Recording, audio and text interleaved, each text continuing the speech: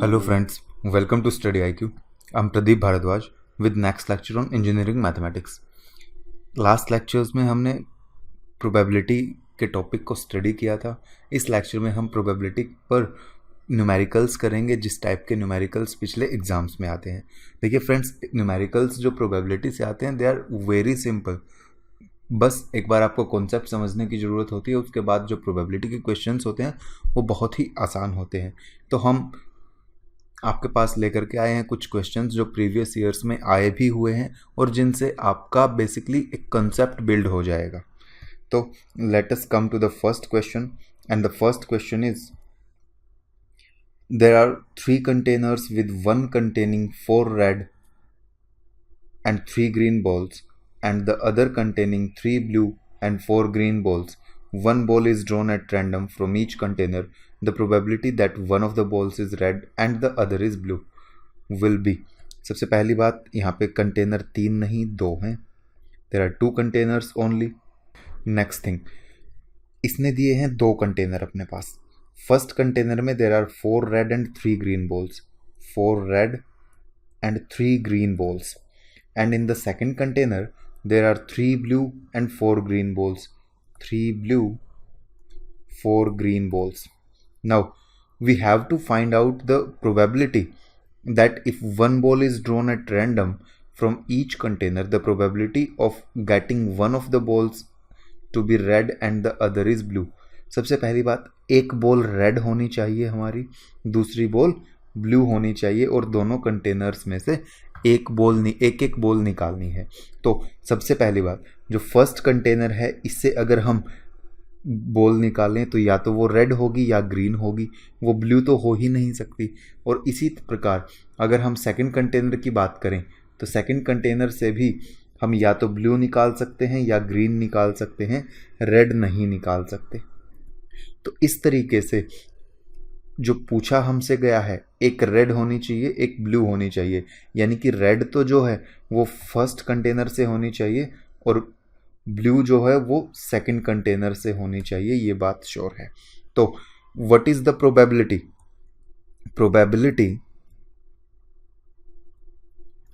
Of getting red ball from first container.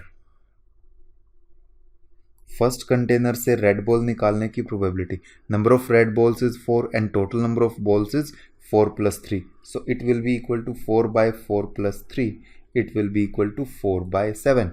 Now probability of getting blue ball from second container. अब second container में से blue ball निकालने की probability, number of blue balls 3 है और total number of balls 7 है, so it will be equal to 3 by 7. Now the required probability की first, यानी कि एक ब्लू बॉल होनी चाहिए एक रेड बॉल होनी चाहिए, यानी कि फर्स्ट कंटेनर से अगर बॉल निकालें तो it must be red and if we draw a ball from the second container it must be blue. So required probability जो होगी that will be the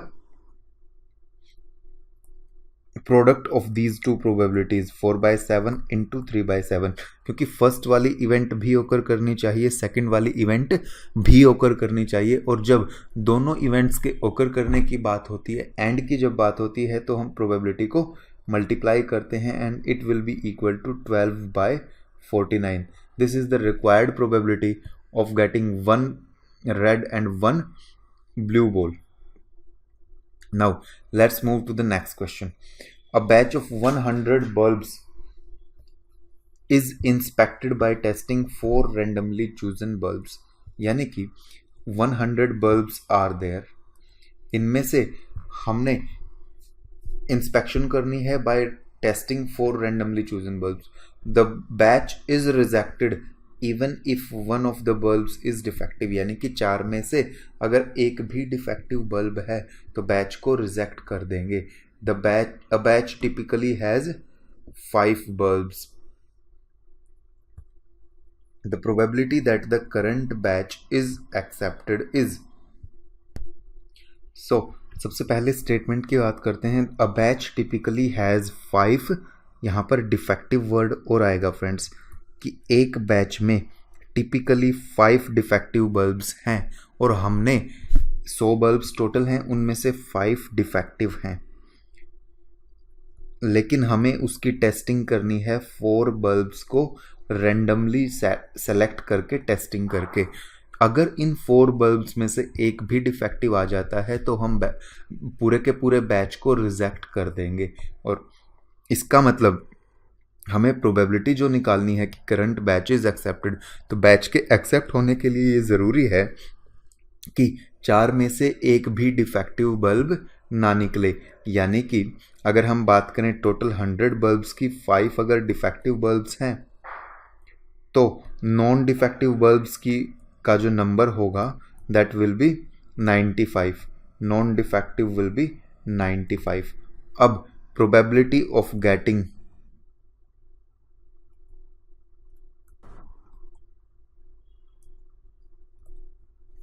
accepted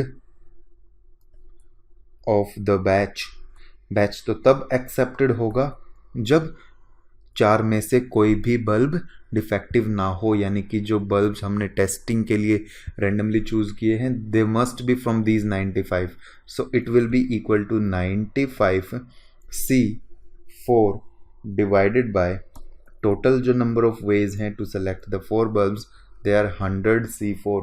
और अगर हम इसको ओपन करेंगे it will be equal to 95 into 94 into 93 into 92 divided by 100 into 99 into 98 into 97।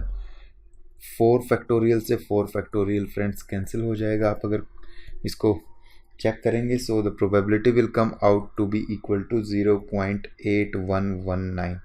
So this is the probability that the current batch is accepted and not rejected. Now we will move to the next question. Next question is 3 vendors were asked to supply a very high precision component.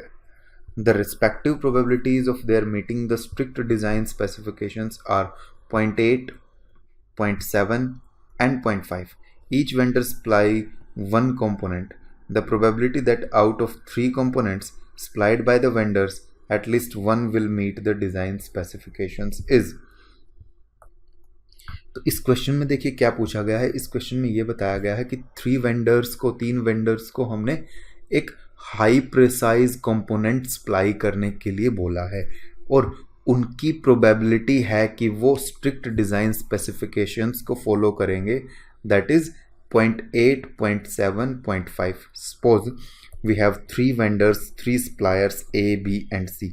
So probability of meeting the strict design specifications by A is 0.8, by B is 0.7 and by C is 0.5. अब हमें probability अगर मैं बोलूँ कि what is the probability that A will not meet the design specifications, then it will be equal to 1 minus 0.8 which will be equal to 0.2. now B naught की अगर बात की जाए it will be equal to 1 minus 0.7, it will be equal to 0.3 and C naught की अगर बात की जाए it will be equal to 1 minus 0.5 and it will again be equal to 0.5. so these are the probabilities that the vendors will meet the strict design specifications and these are the probabilities that vendors will not meet the strict design specifications. हमसे question क्या किया गया है, find out the probability that out of 3 components supplied by the vendors at least one will meet the design specifications, यानी कि कम से कम एक तो डिज़ाइन स्पेसिफिकेशंस से मेल जोल खाते हुए प्रोडक्ट की कंपोनेंट की सप्लाई करेगा ही। यानी कि बस एक सिचुएशन हमने एक नेगलेक्ट की है कि तीनों के तीनों वेंडर्स जो हैं they provide a component which is not meeting the strict design specifications. इसका मतलब we have to find out the probability और वी में से the required probability will be equal to 1 minus P A naught B naught C naught।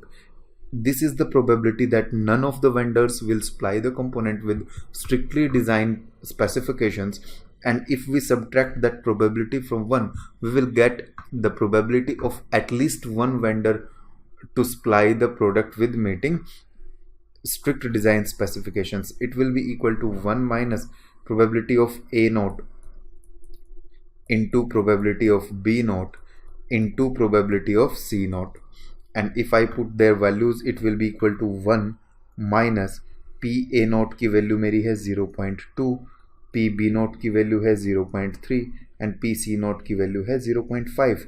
So it will be equal to 1 minus,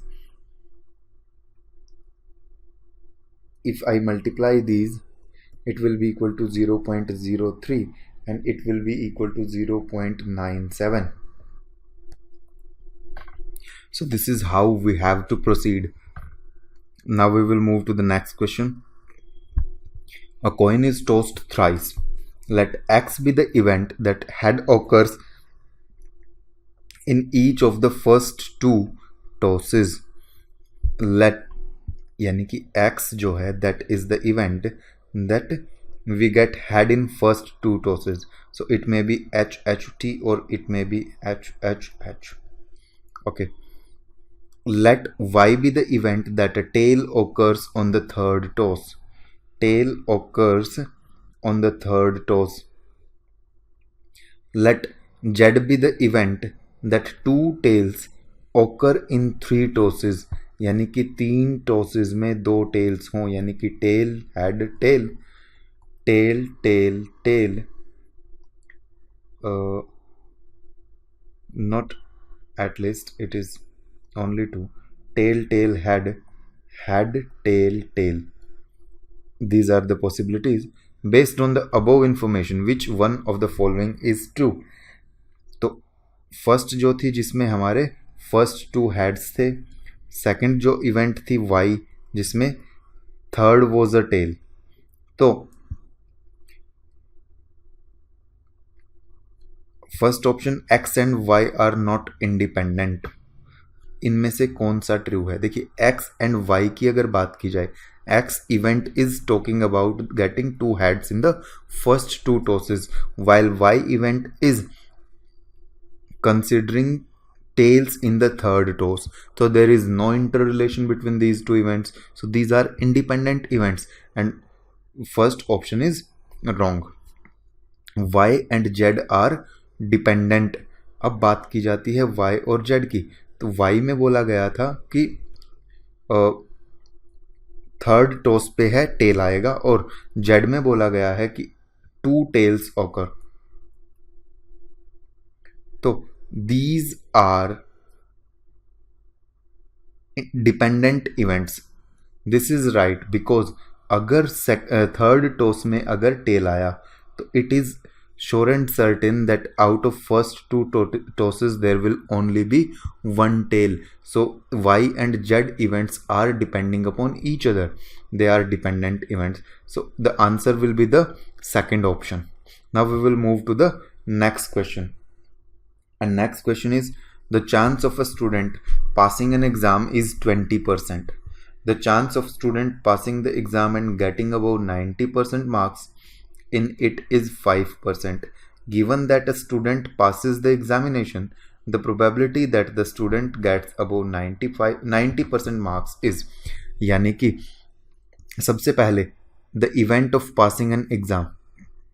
Let A is the event that student passes the exam.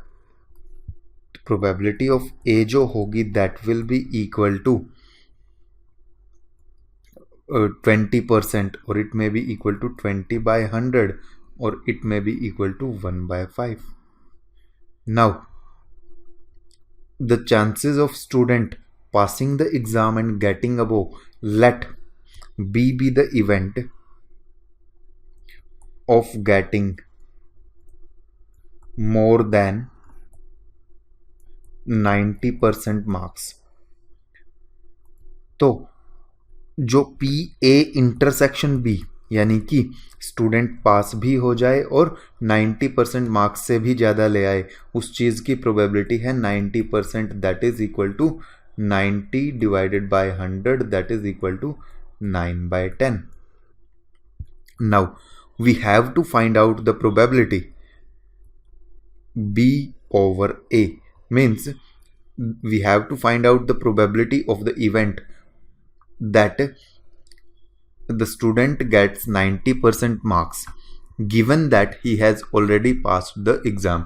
यानी कि A event already occur हो चुकी है, तो B event की probability it will be equal to PA intersection B divided by P of A.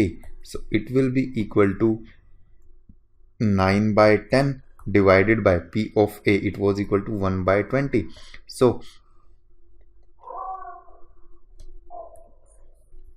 we have written opposite, it must come P of A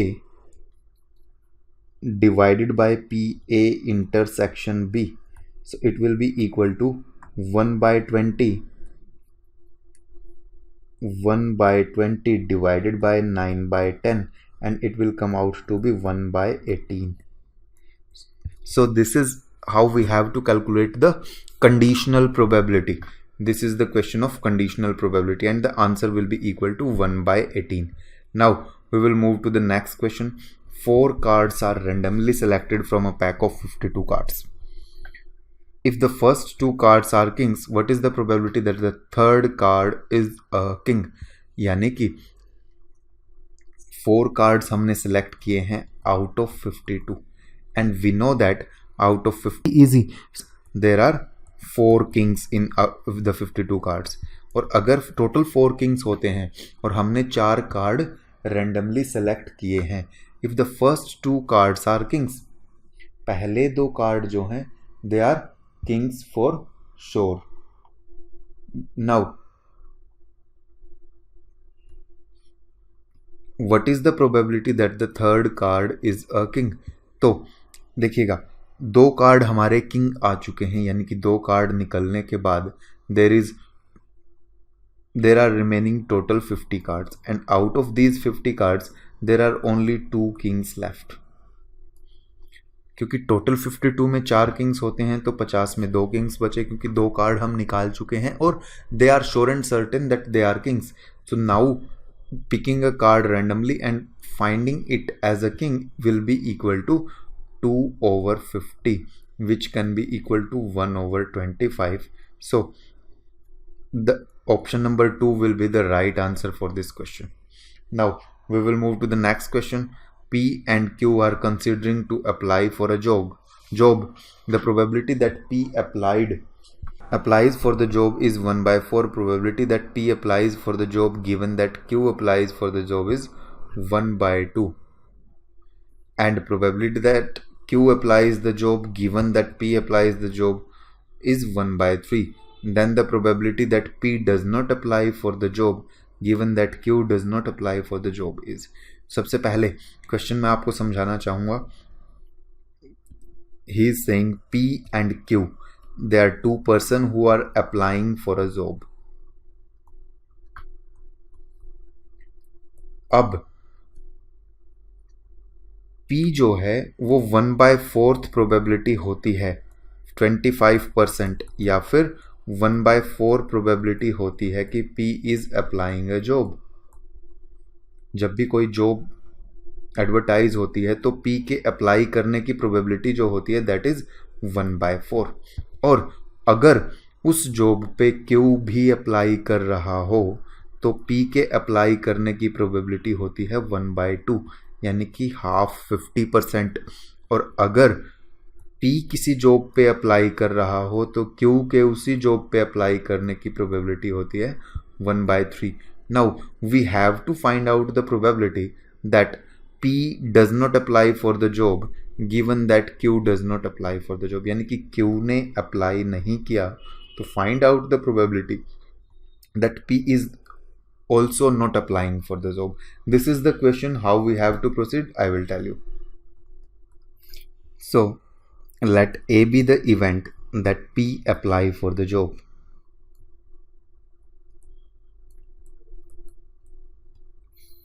and B be the event that Q applies for the job.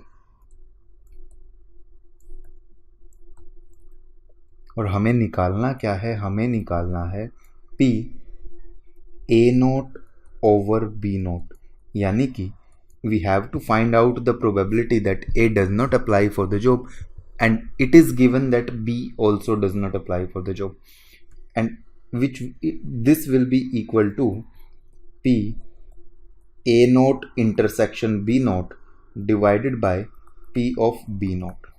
और यहाँ से हमें पता लग रहा है कि हमने एक और क्वेश्चन में कुछ गड़बड़ की है. We will get back to this question very soon after the current question. तो सबसे पहले हम ये क्वेश्चन ही करेंगे. उसमें कुछ हमने स्टेटमेंट स्टडी करने में थोड़ी गड़बड़ कर दी, उसके बाद हम गलती करते चले गए. तो हम इस क्वेश्चन के बाद उसको देखेंगे.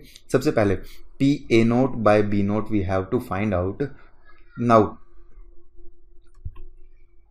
probability of A applying the job जो है that is equal to 1/4 given, and probability of A applying the job if B is applying the job that is equal to 1/2.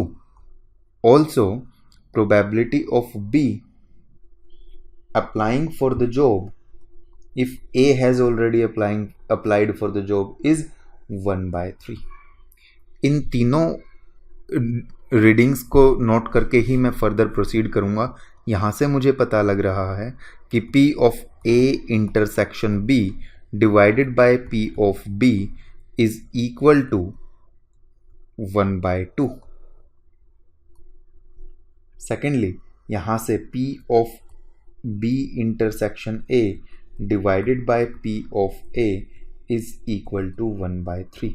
और P ऑफ A की value मेरी 1/4 है, तो मैं cross multiplication इसको right side में लेकर के जाऊंगा तो it will be equal to 1/12.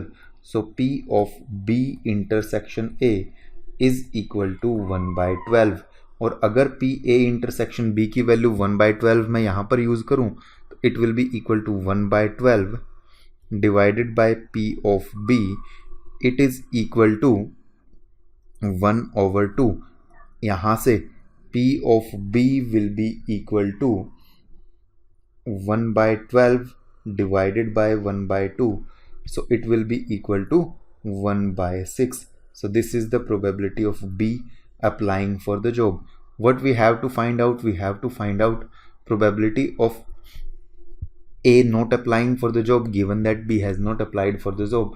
उसके लिए हमें P A note intersection B naught निकालना है. और P A note intersection B नोट किसके इक्वल होगा? We all know it is equal to 1 minus P A union B.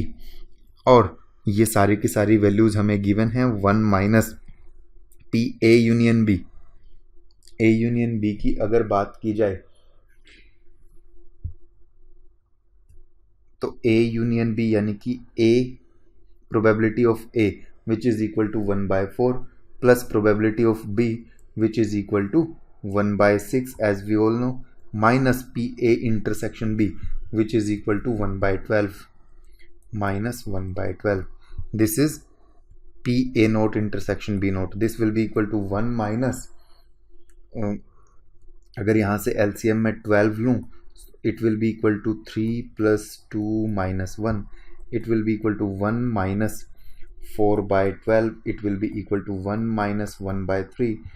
It will be equal to 2/3. So 2/3 is equal to P of A naught intersection B naught. अब P B naught की value हमें चाहिएगी, P B naught की value, क्योंकि वो होगी 1 minus P of B के equal, और 1 minus P of B की value 1/6. So it will be equal to 5/6. Now we have to find out P A naught over B naught which will be equal to P A naught intersection B naught divided by P of B naught, and it will be equal to 2/3 क्योंकि हम निकाल चुके हैं, divided by 5/6. It will be equal to 4/5. So this is how we have to proceed in this question. Now I hope सबको समझ आया होगा. मैं एक बार पिछले क्वेश्चन पर जाता हूं जहां पर हमने एक गलती की है. Let us move to the question. Question हमारा था कि chance of a student passing an exam is 20%.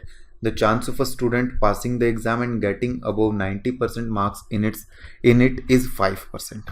तो यहीं पे हमने गड़बड़ की है कि event of getting more than 90% marks हमें निकालना है, और पी ए इंटरसेक्शन जो दिया गया है, यानी कि स्टूडेंट पास भी हो और 90% से अबव मार्क्स भी वो लेकर के आए, तो वो प्रोबेबिलिटी जो दी गई है that is given to be 5% and it will be equal to 5/100. यहाँ पर हमने एक स्टेटमेंट स्टडी करने में गड़बड़ की थी. It is equal to 5/100 and it is equal to 1/20. तो यहाँ से पी ए इंटरसेक्शन बी की वैल्यू हमारे पास थी. तो वन मोर थिंग, निकालना हमें था पी बी बाय ए, यानी कि स्टूडेंट पास ऑलरेडी हो चुका है. We have to find out the probability that he got marks more than 90%. P A intersection B over P of A. P A intersection B की value 1/20, P of A की value जो थी हमारी that is 1/5. 1/5. तो यहां से अगर मैं निकालूंगा the probability will be equal to 1/4. So 1/4 is the answer for this question. This is not the answer, this was wrong. So this is the right answer for this question, friends. Now we will move to the next question. And the next question is, there are 3 red socks, 4 green socks and 3 blue socks. You choose 2 socks. The probability that they are of the same color is, यानी कि I have 3 red socks, 4 green socks and 3 blue socks. अब मुझे इनमें से 2 socks choose करनी है. The probability that they are of the same color is, अब या तो वो दोनों की दोनों हो सकती हैं कि रेड हों, दोनों की दोनों ग्रीन भी हो सकती हैं और दोनों की दोनों ब्लू भी हो सकती हैं. So probability of getting 2 red socks, दोनों की दोनों रेड आ जाएं, उसकी प्रोबेबिलिटी कितनी होगी? टोटल रेड सॉक्स हैं 3, उनमें से हमें चाहिए 2 divided by total number of socks हैं 3 + 4 + 3 means 10 C2. This will be the probability that we will get 2 red socks. Probability of getting 2 green socks, green socks की अगर बात की जाए तो ग्रीन सॉक्स के लिए टोटल 4 ग्रीन सॉक्स हैं 4 C2 डिवाइडेड बाय 10 C2. और अगर बात की जाए probability of getting 2 blue socks की, तो ब्लू सॉक्स की अगर बात करेंगे it will be equal to 3 C2 divided by 10 C2. अब हमें तो टोटल 10 सॉक्स में से 2 सॉक्स सेलेक्ट करनी है. हमें प्रोबेबिलिटी निकालनी है कि दोनों सेम कलर के हैं. तो they may be red, they may be green, they may be blue, यानी कि वो रेड भी हो सकती हैं या फिर वो ग्रीन भी हो सकती हैं या बेशक वो ब्लू भी हों. तो जो रिक्वायर्ड प्रोबेबिलिटी है, pre required, is equal to probability of getting 2 red socks plus probability of getting 2 green socks plus probability of getting 2 blue socks. So 3C2 plus 4C2 plus 3C2, तीनों की probability को add कर देंगे क्योंकि denominator same था तो हमने same लिख लिया. इसको हम अगर ओपन करेंगे it will be equal to 3C2 is equal to 3C2 की अगर बात की जाए it is equal to 3 factorial divided by 2 factorial into 1 factorial. It will be equal to 3 plus 4C2 की अगर बात की जाए 4C2 it will be equal to 6. 6 plus 3 divided by 10C2 की अगर बात की जाए 10C2, 10 factorial divided by 2 factorial into 8 factorial, it will be equal to 45. So it will be equal to 12 upon 45 and it will be equal to 4 upon 15. So this is the final answer which we have wanted to calculate. 4 upon 15 is the right answer for this question. Now we will move to the next question. Probability up to 1 decimal places of consecutively picking 3 red balls without replacement from a box containing 5 red balls and 1 white ball. यानी कि एक box के अंदर हमारे पास there are 5 red balls and 1 white balls. Total 6 ball है. हमें 3 ball,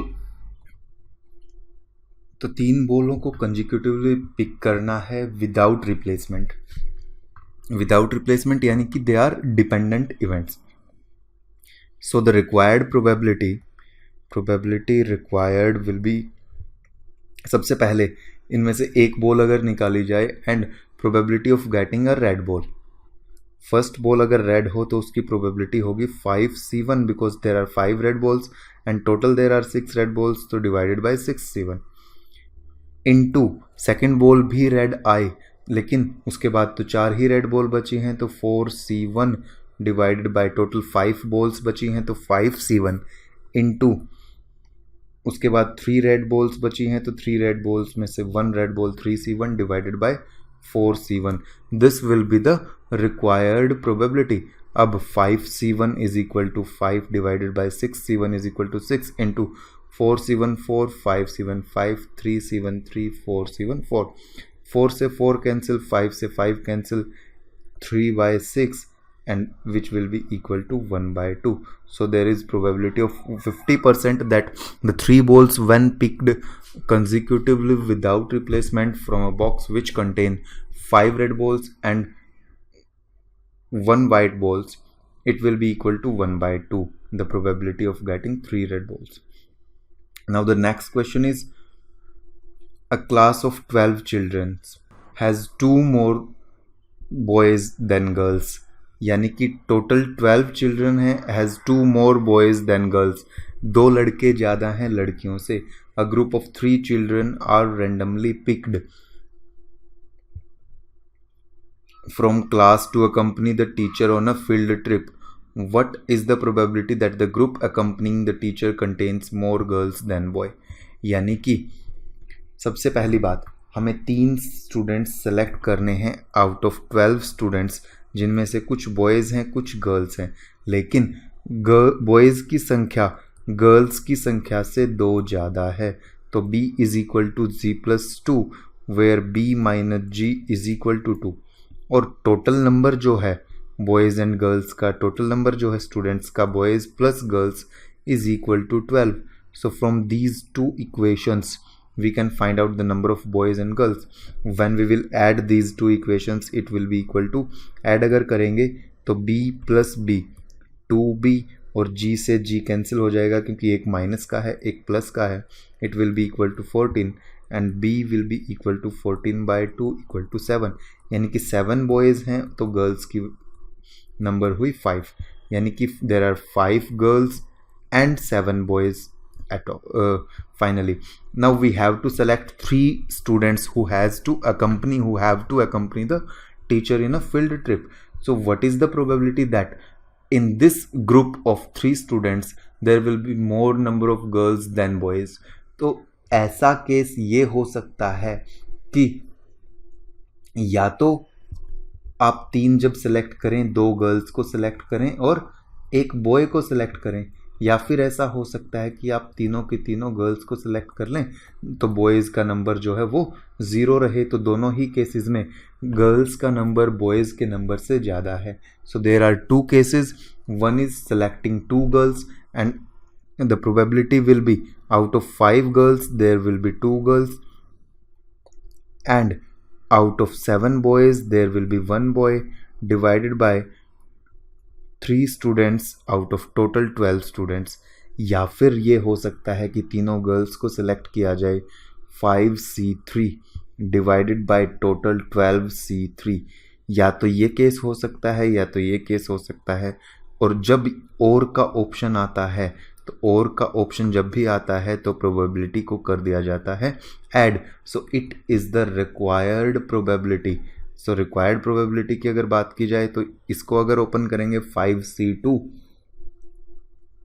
की value जो होगी, 5C2 की वैल्यू अगर कैलकुलेट करें, 5C2 will be equal to 5 into 4 divide by 2, it will be equal to 10 into 7C1 की value 7, 12C3 12 factorial divided by 3 factorial 9 factorial, it will be equal to 12 into 11 into 10 divided by 3 into 2, cancel करेंगे 2 बचेगा, 110 220, it will be equal to 220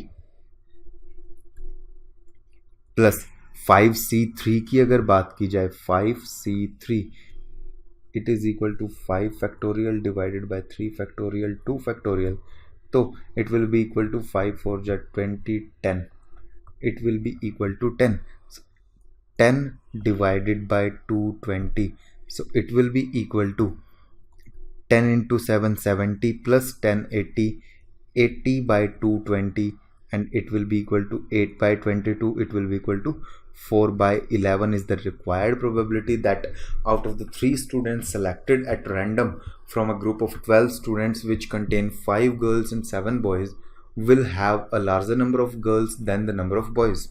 Now we will move to the next question, and next question is a dice is thrown 8 times. सबसे पहली बात, dice को throw किया गया है 8 times, so there will be a number of outcomes. Now find probability that 3 will show exactly 2 times, यानी कि 2 time जो है आपका 3 आए. तो सबसे पहले probability of getting 3 in a single throw, single throw में 3 आने की प्रोबेबिलिटी हमारी दैट इज 1/6, क्योंकि डाइस में तो 1 से लेकर के 6 तक कोई भी नंबर आ सकता है, तो 3 आने की प्रोबेबिलिटी 1/6 होगी. अब probability of not getting 3 in single throw, not getting 3 की बात की जाए तो 1 - 1/6 which will be equal to 5/6. So 5/6 will be the probability of not getting 3 in the single try. अब getting 3 is considered to be a success. So number of threes in throwing 8 dices, x will be the random variable which can have the value 0 1 2 3 4 5 6 7 or all 8 can be 3, यानी कि x is the random variable. We have to find out the probability px is equal to 2, यानी कि 2 time हमें success मिले, यानी कि 2 बार जो है डाइस के थ्रो में there comes a 3. So it will be the probability px is equal to 2, which will be given by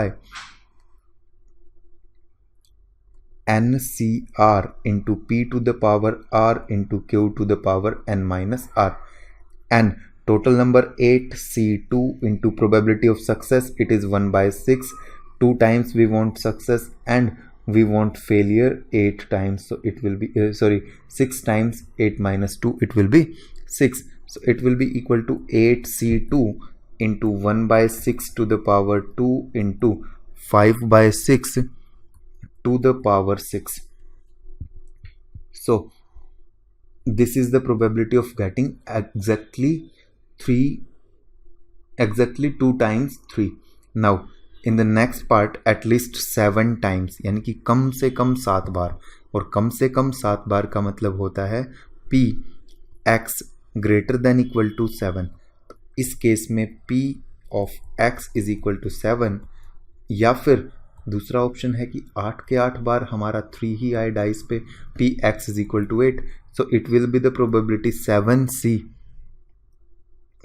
8c7 into 1/6 to the power 7 into 5 by 6 to the power 8 minus 7 plus px is equal to 8c8 into 1 by 6 to the power 8 5 by 6 to the power 8 minus 8. So it will be equal to 8c7 into 1 by 6 to the power 7 5 by 6 to the power 1 plus 8c8 1 by 6 to the power 8, and 8 minus 8 power 0, that will be equal to 1. So this is the required probability p of x greater than equal to 7. Now in the third part, at least once यानी कि कम से कम एक बार हमारी dice पे 3 आ जाए, तो उस case में हमें निकालना पड़ेगा p x greater than equal to 1, which is equal to p of x is equal to 1 plus p of x is equal to 2 plus p of x is equal to 3 plus up to p of x is equal to 8. कम से कम एक बार तो आना चाहिए, या फिर हम इसको लिख सकते हैं 1 minus p of x is equal to 0, यानी कि एक बार भी डाइस पे 3 ना आए. So this can also be written as px equal to greater than equal to 0. So the required probability will be equal to 1 minus p of x equal to 0. कि अगर बात की जाए it will be 8c0, यानी कि हमें success 0 time मिले. 1 by 6 to the power 0 5 by 6 to the power 8 minus 0, it will be equal to 1 minus 8c0 5 by 6 to the power 8. So this is the required probability of getting at least one success.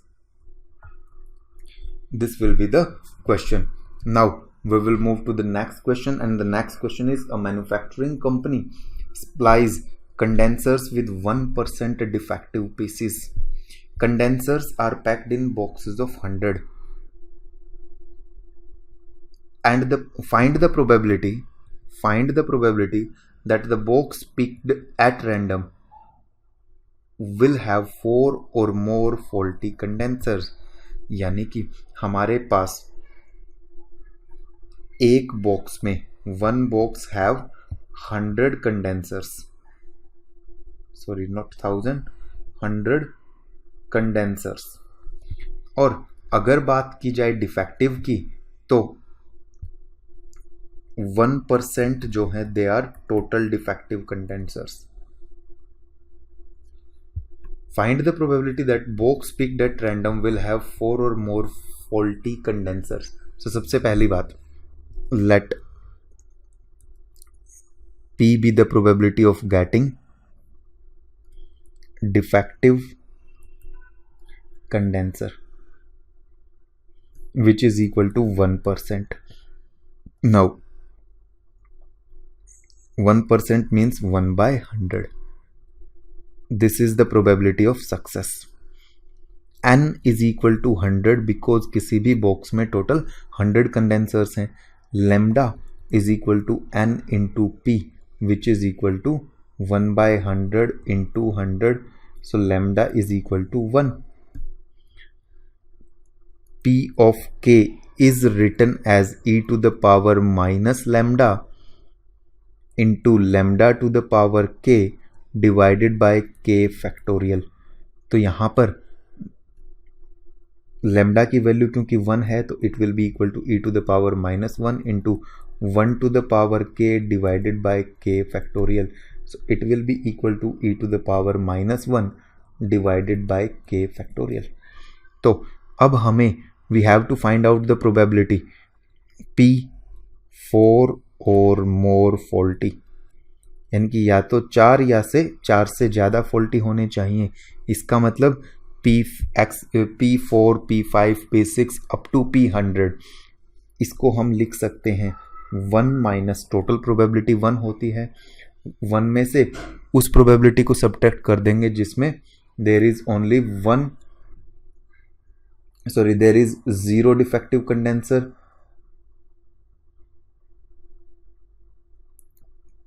या फिर there is 1 defective condenser, या फिर there are 2 defective condenser, या फिर there are 3 defective condensers.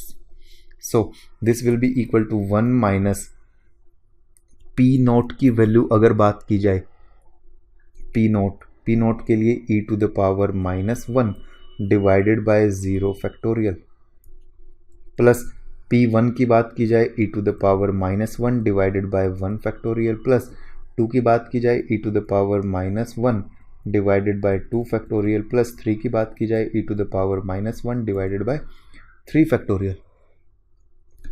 Now it is equal to 1 minus e to the power -1 हमारा common आ जाएगा. 1 by 0 factorial is equal to 1 plus e to the power -1 बाहर जा चुका. 1 by 1 factorial plus 1 by 2 factorial which is equal to 2 plus 1 by 3 factorial which is equal to 1 bye 6. So it will be equal to 1 minus e to the power -1, 1 plus 1 plus 0.5 plus 1 by 6. This will be equal to 1 minus 8 e to the power -1 divided by 3 which is equal to 1 minus 8 by 3e. और इसकी value की अगर बात की जाएगी it will be equal to 0.019. So this is the required probability that a box picked at random will have 4 or more faulty condensers. We will move to the next question. Next question of this lecture, and this question is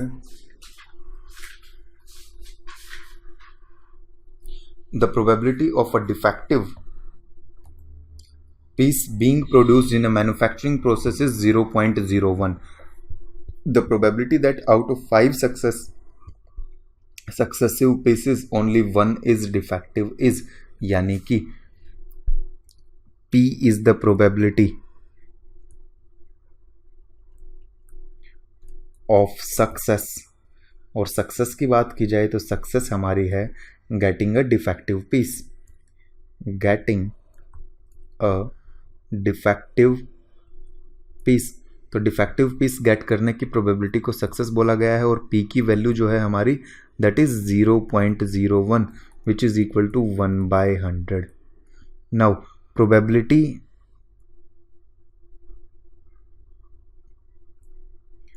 of not getting success की अगर बात की जाए, not getting success की अगर बात की जाए यानी कि Q probability of failure, it will be equal to 1 minus 1 by probability of success which will be equal to 99/100 or it will be equal to 0.99. Now what we have to calculate? We have to calculate that probability that out of 5 successive pieces only one is defective. Let x is the random variable which is the number of defective pieces और defective pieces का number जो है random variable है तो x की value out of 5 हो सकती है 0, 1, 2, 3, 4 या फिर 5. We have to find out the probability that out of 5 successive pieces only one is defective. So Px is equal to 1. What is we have to calculate?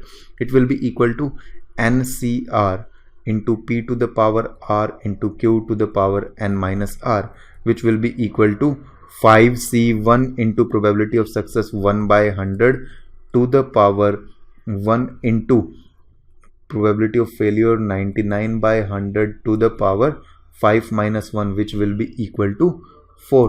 So it is the required probability is equal to 5C1 is equal to 5, 1/100 0.01 into 0.99 to the power 4. This is the required probability of getting exactly one defective piece out of total 5. So friends, this is from today's lecture. In this lecture we have studied various numerical on probability topic and believe me probability से जो भी questions आते हैं they are basically simple. बस हमें concept समझने की बात होती है. अगर हमारे दिमाग में concept already है तो we can do it very easily. लेकिन अगर हमने प्रोबेबिलिटी के कॉन्सेप्ट को नहीं समझा तो क्वेश्चंस निकालना बहुत मुश्किल हो जाएगा। सबसे ज़्यादा इम्पोर्टेंट जो है प्रोबेबिलिटी में, सब कंडीशनल प्रोबेबिलिटी पे क्वेश्चन पूछ लिया जाता है, रैंडम वेरिएबल्स पे क्वेश्चन पूछ लिया जाता है। रैंडम वेरिएबल में आपका binomial, Poisson, random variable, they are most important out of random variables. So friends, जितने भी क्वेश्चंस आपको प्रोबेबिलिटी के मिल जाएं उतने क्वेश्चंस आप करिए।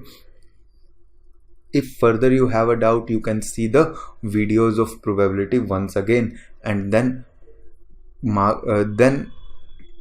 attack on the questions जितने आप करेंगे उतना बेटर आपके लिए होगा। Thank you.